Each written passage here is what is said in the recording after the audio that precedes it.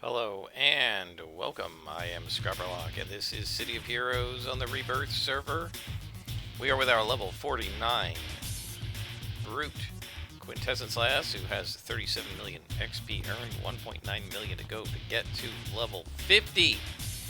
At the end of this character's leveling up. Basically retirement.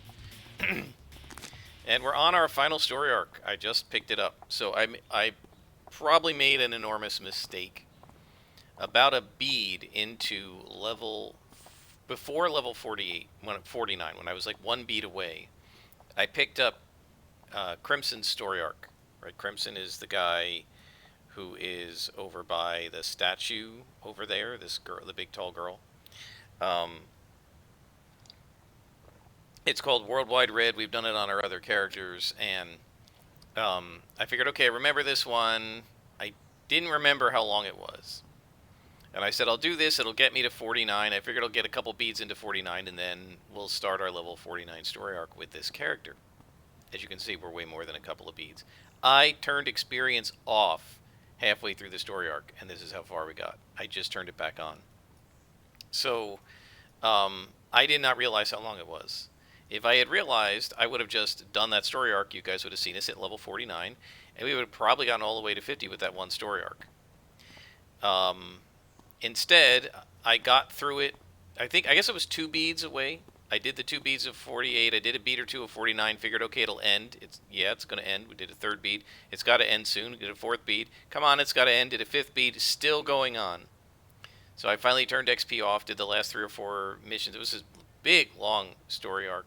And it kept giving me a lot of bosses to fight. Malta robot bosses. And they were worth a huge amount of XP. So this character was just blazing through the XP. That's why I finally had to turn it off. If I'd realized it was going to be that much, I would have just shot that story arc.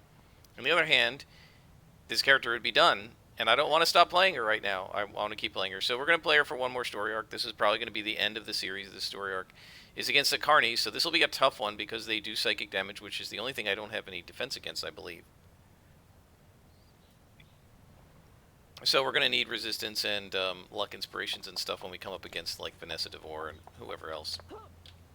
But this is the beginning of the arc. We're on this arc for Harvey Mailer, who refused to give me any story arcs earlier. He's another one like Crimson. This is a level 48 plus or 49 plus story arc. So you have to be, this is meant to be at the end of the game. So even at 45, he wouldn't give me story arcs, and I didn't realize that. I think the last time I worked with him, I was actually level 49, and I didn't realize, or 48, and I didn't realize it was gated. I know that happened to me with Crimson on Tiger Strike. I kept asking him for mission after mission after mission, and he never gave me anything. And then when I looked it up, I was only 46 or something. I went all the way through like level 46, part of 47, and found out, oh, you got to wait till 48 to do it, or something like that. So I find that frustrating. I wish they wouldn't even just give you the contact if he can't give you a story arc, but I think a lot of these story arcs were tweaked in terms of what their level range was as they added new story arcs in. So we are going up against the Carnies. Obviously they are tough because when they die they do their death scream and it drains endurance. But this character has multiple ways of getting endurance back, so it shouldn't be a huge issue. We're fighting +4s right now. We're on +3 missions. Yeah, one thing I did that I feel a little ashamed of, but I was just so sick of the story arc at that point. I was trying to get the Worldwide Red one over so I could go back to recording and go back to gaining XP, right? And like after I turned XP off, there were like 3 or 4 or 5 more missions, and I got to what I thought was the end, and then you had to go defeat like the Chronos Titan, which you can see Tiger Strike do. I'm pretty sure Silver Phoenix, although I don't remember if Silver Phoenix may have done it after level 50 and maybe after I was no longer allowed to upload videos from Homecoming. But I'm almost certain Tiger Strike did it. And it's a really awful mission in that it's an outdoor mission that's a defeat all. You have to defeat everybody. It shouldn't be. It should just be defeat the Chronos Titan. And maybe whatever's around it. So I had been playing for a while. This was yesterday, I think, or the day before. I'd been playing for a while. I had been playing for a while because it was I'm off, right? I'm not working, so I wasn't doing half an hour. I was like, let me get through this Today's a Wednesday. It was a Monday, and let me get through this so that on Tuesday I can start recording again, because I was actually getting pretty close. I'm only maybe 7 or 8 episodes behind now, and I'd been like a whole season behind, and I wanted to get back to recording.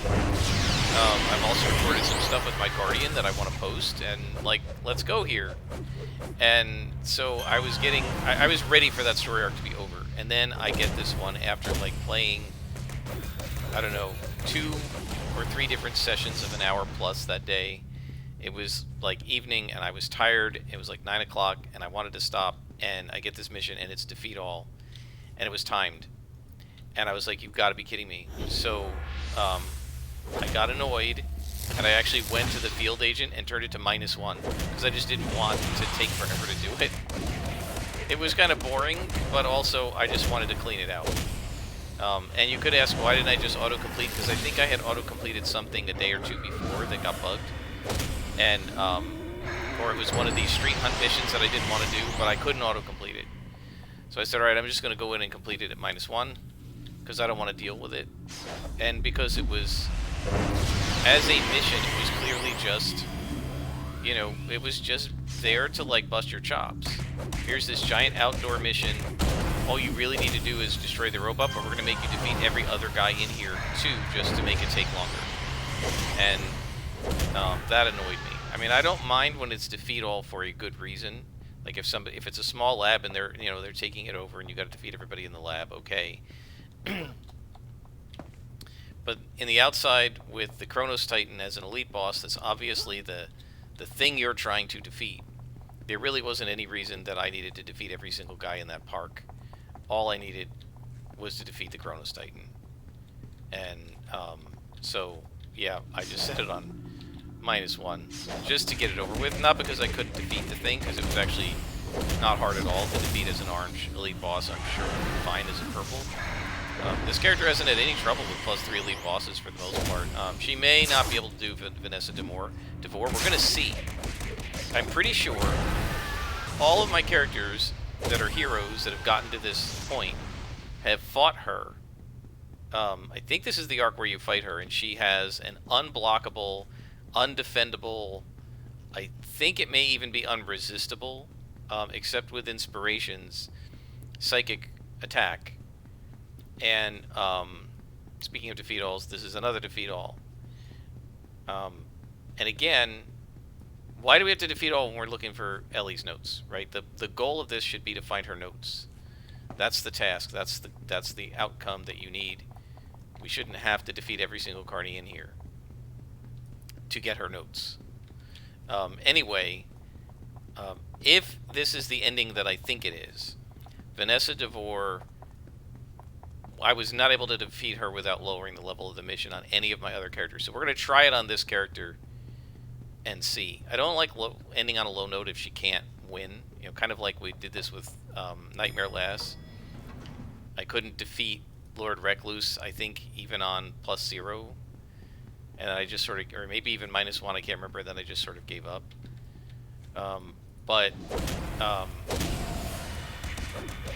So I don't like, and I didn't like ending that one on a low note.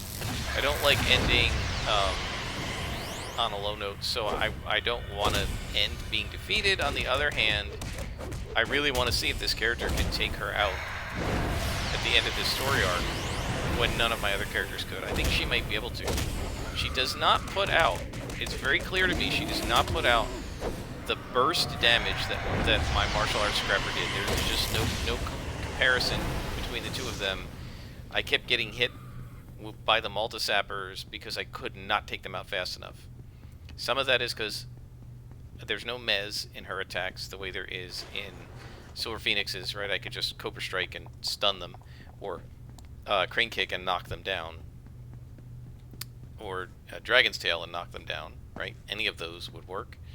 So she doesn't have that, but also she does not put out the damage. It took more hits for her to put them down than it did for Silver Phoenix to do the same thing. Now, of course, the advantage with the AoEs and stuff is that while I was putting them down, I'm also bleeding away the hit points of whoever their partners are. But with a sapper, you want to get them down as fast as possible. And there were several times when I felt like I was still whacking on them when Silver Phoenix would have been done with them. On the other hand, I think Silver Phoenix was... I don't remember if Silver Phoenix was working on +3. She might have been only working on +2. So... yeah, I don't know. But in it, although this character may not put out as much damage, just raw damage, as fast, as much burst damage as Silver Phoenix was able to put out, I think she can also stand in there longer because of her self-heals, because of her endurance recoveries and everything.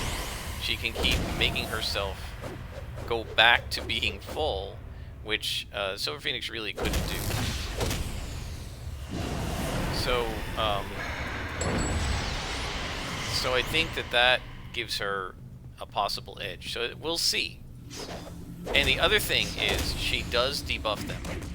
Right, so if I can manage with accuracy inspirations or whatever to hit Vanessa de Boer enough times, I may not have any defense against her psychic attacks, but I think I can debuff her psychic attacks. Now her psychic attacks are almost auto hit. I think she's got a ceiling against you. So I'm not going to be able to floor her.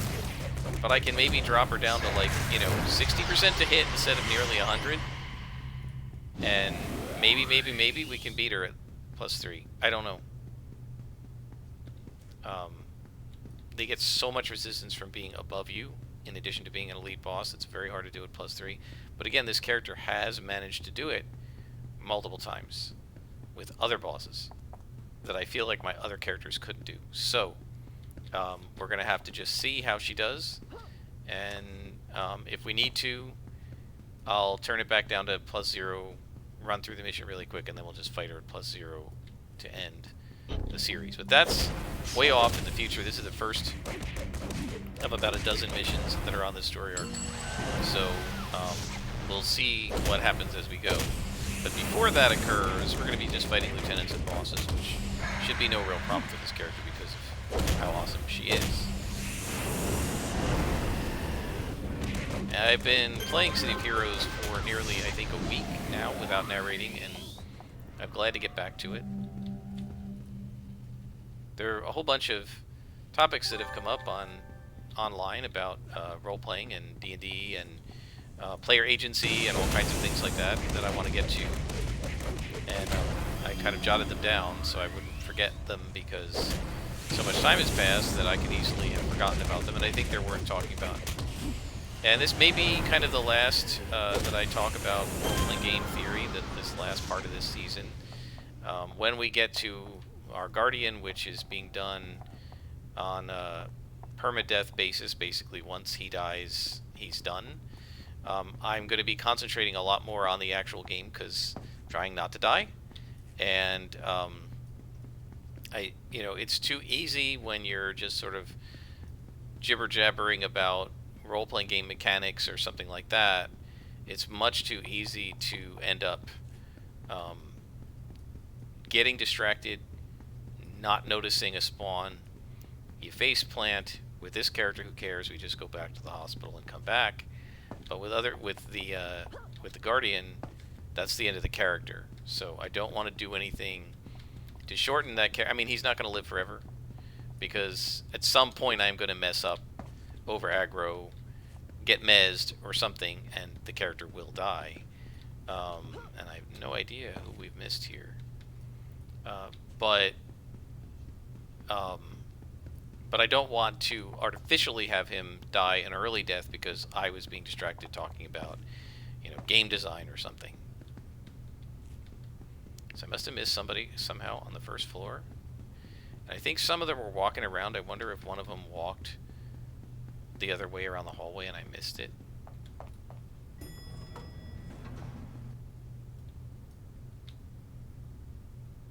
And there's this big room in here that often... I feel like there weren't enough guys in here. So I somehow missed something. Oh, I just targeted a seneschal. Hang on. There. Okay.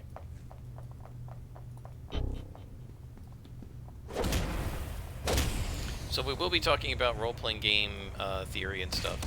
But let's get through this mission first and see what our contact says, because I think this will be the last. Should be the last enemy to fight. That's probably my main frustration with the defeat all. It's not so much. Some of it's the time sink aspect, but some of it is like you've got some minion in some corner room somewhere that you didn't notice, and you're crawling all over the map looking for this person, and I kind of hate that needle in a haystack type thing. Alright, so he says, I just broke the news about Ellie's disappearance to her parents. Let me tell you, that was rough. I can't even get worked up about the Tatler office being trashed. So there's a newspaper office. So he says, according to the appointment calendar you found, Ellie met with a Percy Winkley. Yeah, we know Percy. We've met him before. Go ask Maria Jenkins about the secret library where Percy is hiding. Or researching, maybe.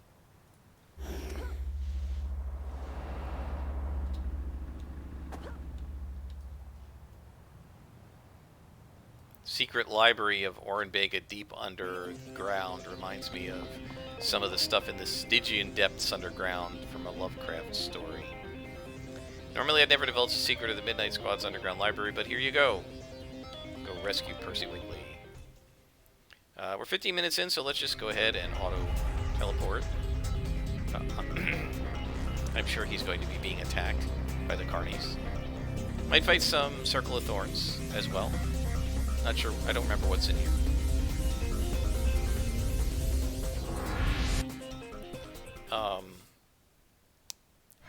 Yeah, speaking of this, the Lovecraftian, the reason I was thinking of libraries is I read The Shadow Out of Time, which is his second to last short story, and the second to last one I'm going to be reading. I started the journey of Lovecraft 6 months ago. I checked my Kobo receipt, because I use Kobo as my e-reader since I've been having trouble with the Nook app on my iPad, and I like the Kobo app better anyway, so I kind of switched to Kobo. I bought it on December 28th last year, and today is 6th. So it's basically been 6 months that I've been reading Lovecraft. And I stopped in between to read a couple books from a series that the author put the new book out. And I reread a couple of the old ones. They were quick reads. It took me a couple weeks. But for, I would say like 20 of the last 26 weeks I've been reading Lovecraft. And really enjoying it. All I have left is the last story he wrote. I'm not recollecting off the top of my head what it's called. But yeah, I enjoyed it so much I went and purchased the physical copies of his books, of his short stories. I've got 2 beautiful hardcovers. There's a guy who likes Lovecraft, and he reviewed all the different books he has of the collected works of Lovecraft, and 3 of them he recommended as being wonderful. 2 I was able to find on Amazon, or well, actually 3 out of 4, because one of them is in a 2-volume set. It's called the new annotated H.P. Lovecraft. It's got beautiful pictures in it and annotations and stuff. It's really cool. I kind of wish I'd started with that, but I wouldn't have bought something as expensive. There's massive hardcovers, and they're pretty expensive, when I didn't even know if I was going to like it. I like it enough that I'm sure I will go back and reread many of his stories over again. And so I bought that so that I can read the annotations and see, oh, this particular house, as described, was actually based on a vacation home that Lovecraft went to in 1929 or something like that. And you're like, oh, cool, that's where he got this from. So it's neat to read that and to see the sort of the context. There's also one called the Cthulhu Mythos. There are several called this, but this one has sort of a flexible cover, and it's basically all the short stories related to the Cthulhu Mythos, but not the other ones. And it's quite good. The print's a little small for my aging eyes, but I can read it. It's not too bad. And it's got everything, and like he said, because the annotated ones are very big and heavy. He said this one's a nice one, like if you're going to go on a trip, you can take it because it's not that heavy and it's small enough because of the print. And because it's not doing every single short story, you can realistically carry it with you on a plane, or a train, or in a car, or bring it to the beach, or whatever. And so it's sort of fun to read. And then there's this beautiful, this a friend, I think he's a French artist who's doing these like little by little. He's taking Lovecraft short stories and making like these coffee table books out of them. So it's like a 60, 70 page Call of Cthulhu, which is only like a 20-page short story theoretically, but he's like making picture books out of them. So every couple paragraphs is printed on this, like in white text, on these beautiful dark painted images. Really nice. You can find these on Amazon. He's also started doing my favorite Lovecraft story of them all, Mountains of Madness. He's done one of them, but he's doing them in 2 volumes. Probably because it's too expensive to do in a single volume. And I'm really excited to get those because the Call of Cthulhu one is gorgeous. And when I'm finished reading all of the digital copy of everything that I have, which is this last short story, I'll probably be reading that tomorrow. I'm going to go back and reread Call of Cthulhu with his art, and that's going to be super fun. It's been quite the journey into Lovecraft's diseased mind, and I say that, by the way, with affection for his imagination, and it gave me a great deal of enjoyment and introduced me to a form of horror that I didn't, like, before I started this journey, I would have said just blanket, I don't like horror. Now I can say I love at least cosmic horror, Lovecraftian horror. And I'm going to be looking for some other authors to read, and I know there are people who've taken Lovecraft's mythology and written, like Derleth, and written their own versions of his stuff and sort of expanded on it. That's cool, but I would like to read some cosmic horror in like original settings that are not necessarily Lovecraft's himself, but are just styled after his. So I have a list of a bunch of those that I'm going to be reading. Also going to be getting into the Conan books, because I've heard the Conan short stories, because I've heard those are really good too. And I've got one of those on my wish list, because Robert E. Howard was apparently a close friend and confidant of H.P. Lovecraft, and I think Robert E. Howard even wrote Lovecraftian, like, a Cthulhu mythos story at one point. So I'm not going to necessarily read that, but I do want to read the Conan stuff. And, yeah, I'm a big fan of the old pulp stories. Always loved John Carter Mars and at least the early Tarzan books. The Edgar Rice Burroughs. He's one of my favorite authors of all time. He was, of course, predated any of these other folks, but there's a certain style to their writings that's very similar, and I greatly enjoy them.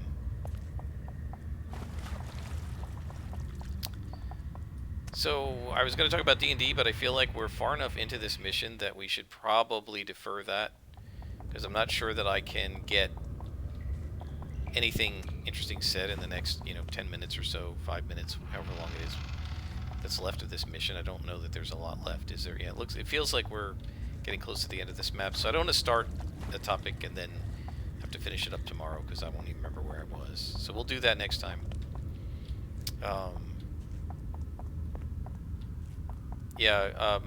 So if you're interested in Lovecraft and you want to get into his stories, without it being too expensive, the Cthulhu Mythos, it's got like a flexible cover.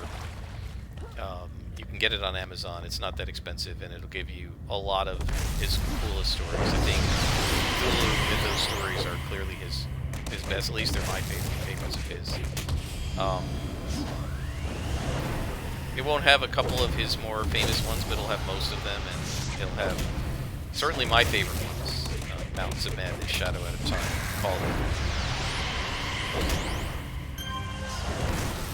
Shadow over Innsmouth was another really good one. So those are really quite cool. I've actually taken the step of ordering. I have the PDF now, and I've gone to order the hardcover book of the Call of Cthulhu Investigators book. I decided to get that. That's for players rather than keepers, because I feel like someday if I play it, I would prefer to play as a player first before ever, maybe never doing it as the GM. But I feel like if I buy the keeper book, I'm going to read the keeper book, and then that's spoilers. I don't want spoilers, so I just bought the Investigators rule book that tells you how to make up characters and play them, and I'm hoping to someday, maybe, get into a Call of Cthulhu game. I actually joined a Discord.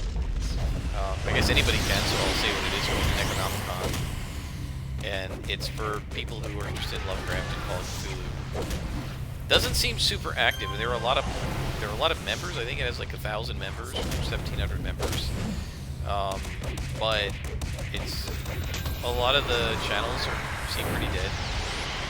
So I don't know. I've only been a member of it for like 6 hours or 12 hours or something. So we'll see what happens. It doesn't seem as active as some of my other Discords that I'm in. There are a couple of other ones, but I said let me start with that one and we'll see.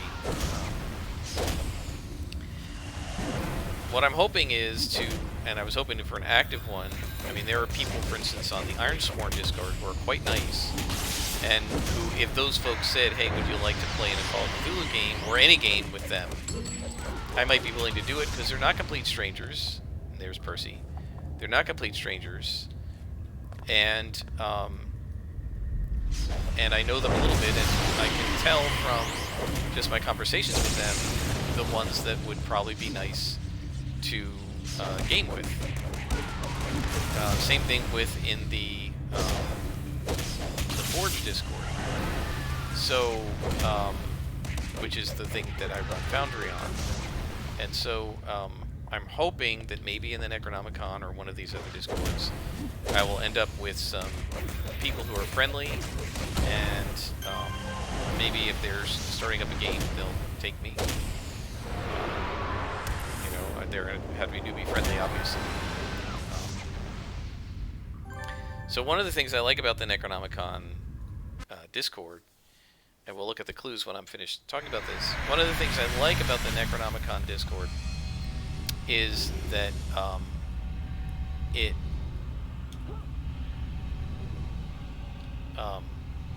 it has a D&D section, people playing D&D, and DMs and stuff, and I tag myself as a DM. So what I'm hoping is, if I maybe get into some D&D discussions with these folks and chat with them about D&D, and I get to know them, and then maybe sometime in the next few months, one or more of them says, let's start up a game called Cthulhu, since they know me a little bit, they might be happy to have me join.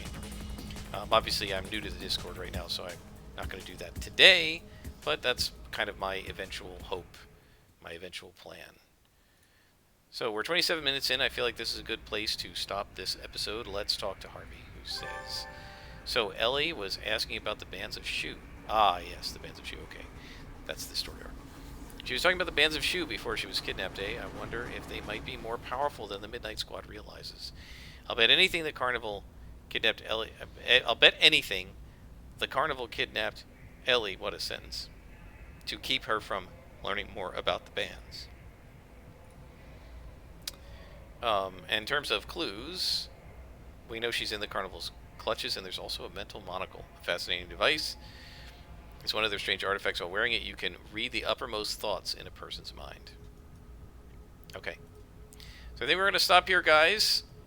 I'm going to try to resist the urge to play too much per day with this character, because I don't want to get to the end, and we only have 3 beads left. Before we go, let me show you, since you're right here. Couple things. So, level 49, I took Hasten. Haven't used it here. What I usually do with Hasten is either if I'm being slowed by an enemy, like throwing ice at me or something, I'll click it just to get my recharge back to being correct. The other time is if I'm fighting a boss that's pounding me, I'll click heal, then I'll click Hasten to recharge the heal faster. Right, because the heal ordinarily recharges every 55 seconds, but with Hasten going, it'll recharge in 39-40 seconds, and so it just brings it back faster. It does make everything else recharge faster too, of course, including itself, but that's really the reason I picked it, and I chose Hasten because there weren't any other powers on the board that I wanted. Another thing with reward merits, I bought the full set of Efficacy Adapter. It's not super awesome, but this is the first time I've ever had enough slots to buy a full endurance set. We're putting on Dark Consumption. The Dark Consumption's already got really nice high accuracy, equivalent of 2 SOs. It's got endurance reduced, equivalent to 3 SOs, which is crazy. Its recharge time is equivalent to 2 SOs, and its endurance modification is equivalent to 3 SOs. So this is actually a really nice set for that. And when we're all done, we'll have our recharge time of all of our powers increased by 5%. And we've also got increased damage output, improved regeneration, recovery, and more maximum health. So if you can see this, our recharge time bonus is 88 right now with a hasten, but when it drops, we're going to have a little bit of extra recharge time. But also, our damage bonus base default is up at 9.5%. That's almost like making a free blow with Fury, right? Because that's about what the first blow does. So it's really nice. It's pretty nice. It's giving us like a lead in our damage buff. So things are working pretty well. The other thing I want to do is show you the base and also the supergroup. Kiovar mentioned you can, and the command is /alt-invite, and then the name of the character. I'll type it in, alt-invite, and then the character name. If the character name has spaces in it, you put a comma here. It doesn't sound right syntactically, but it works. And I have been able to invite 2 of my alts. So I've invited Tiger Shrike and Psyop. Now, there doesn't seem to be any way to promote these guys to make them officers. So they're just junior members, but that's all right. Because what I want them to be able to do is to put stuff in and take stuff out of the salvage rack in the enhancement table, so that when Psyop needs enhancement, she can just pull them out of here. Right? There are all of these IOs, level 30 and above. She won't have to craft. We've got tons of orange salvage in here, 34 of them. Many of them came from Tiger Shrike. So what I've been able to do is, what you do is you show the permissions, and this is clearly buggy. If you can see how this interface is like not the right size, and you can't resize it. But I've given put and get authority to everyone in the base. So I actually added another salvage rack over here. So we have 2 of them here. And I think they're both full. Thanks to Tiger Shrike, I think they are both full. Why is it not letting me click on that? So there's that one. There's 98. And then this one. There it is. A little hard to get to, but this one has 97 because I've used a couple things to make those enhancers. And then back here I have the power for the base. This is fully powering the base. You don't actually, I don't think you actually need power and control anymore. I'm not really sure if you do for teleporters. But to me, a base should have a generator. And so I've got a generator in here. And, you know, like fuel tanks for the generator and some computers to run diagnostics on the generator in case there's a problem. And then this room is our control room. This is where we're going to put the computers that control the base. And then in the middle, I'm going to have maybe a meeting room or some sort of general room. And then maybe up here or back here behind control, maybe. I don't know if we want to go behind control. I guess maybe over here from salvage, or possibly over here from the main base. We'll be able to move this stuff out of the way. Over here, we're going to have our teleporters. So we'll see. I haven't laid it all out yet exactly. And this is still basically being our home office. But so I think the base is coming along, and now my other characters are going to be able to use the base to do things. And once I've got teleporters in there, you know, which the other characters are going to have to contribute by earning prestige, because this character is about done, right? She's already earned her 500,000 prestige. Once we've got teleporters in there, then the other characters, you know, even low-level characters can just go in and use the base to teleport, which is quite nice. I mean, you don't really have to do that with Ouroboros and the mission teleporters, but it's nice to have, and then we can go to whatever zones we want, and it'll be super easy to do. So you might want to wonder, why is my Guardian not in here? That's because the Guardian is not allowed to use any trade downs, so there's no point to putting him in the base. And I can't put him in supergroup mode anyway, because when you do that, you earn prestige at the expense of influence, and he can only earn influence himself. Nobody can give him influence. So it doesn't work to put the characters that are going to be permadead, that like sort of the hard mode characters that are they're going to stop when they get killed the first time, and they can't use influence from or enhancements from anybody else. It doesn't make sense to put them in the supergroup. I do have another character named Twilight Raven that I should add. Let's see if this works. It should. There she is. She's 2nd level, and she's going to be one of my major characters. So we have a Stalker, a Scrapper, a Brute, and another Stalker. So you're going to see eventually the supergroup will be probably all Stalkers, Brutes, and Scrappers, because those are my favorite characters to play. At any rate, so that's where we are. That's your update for level 48 and 49. We have 3 beats to go. We're going to finish this story arc. My guess is that this story arc will take longer than to get to level 50. I mean, as you could see, we got like a half a beat or something just from this one mission. That means in what, 2, 4, 5, 6 missions, right? Maybe 5 to 7 missions, this character is going to be level 50. So at some point, we're going to stop earning experience with this character. That's fine. We'll play at level 50, and then once we've completed this story arc, this character's done. And then I'll do the Guardian hard mode. And I don't know what we're going to do after that. We might try hard mode on some other characters. Maybe we'll just go ahead and do things. Like I always said, I didn't really want to do blasters and controllers. But maybe we'll play them on hard mode and just see how far they get. And maybe we can see which character I can have live the longest. It might be really funny if I could get a blaster all the way to like level 39, and when I do a hard mode scrapper, it dies at level 3 or something. You know, we'll see what happens. But I think we're going to try that. I also want to see how people like those videos, because we're not going to be really talking about anything but exactly what's going on in the mission. And I don't know if I'm going to like narrating that, because I do enjoy talking about other things like Lovecraft or whatever as we play. It makes for a more relaxed experience. So I was enjoying the Guardian as a change of pace, the hard mode as a change of pace with the Guardian. Don't know if I'm going to want to do that a lot. So we'll just have to see what happens. And definitely leave me feedback once you start watching, if you watch the hard mode videos, and let me know if you're liking them and if you have suggestions of how to change them. Obviously, I've got the first 5 shot already, so we won't change them immediately, but probably whatever suggestions are made with the Guardian, including we don't like hard mode, I can adapt to the next character I try to do on hard mode. If I do one, we'll see. I was really enjoying it with the Guardian up to 16th level.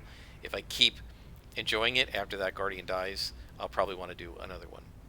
But I don't have to record those, so let me know what you guys think. And now this video's gotten really long, so we will defer any further discussion until next time. Until then, I am Scrapperlock, and this is City of Heroes on the Rebirth server.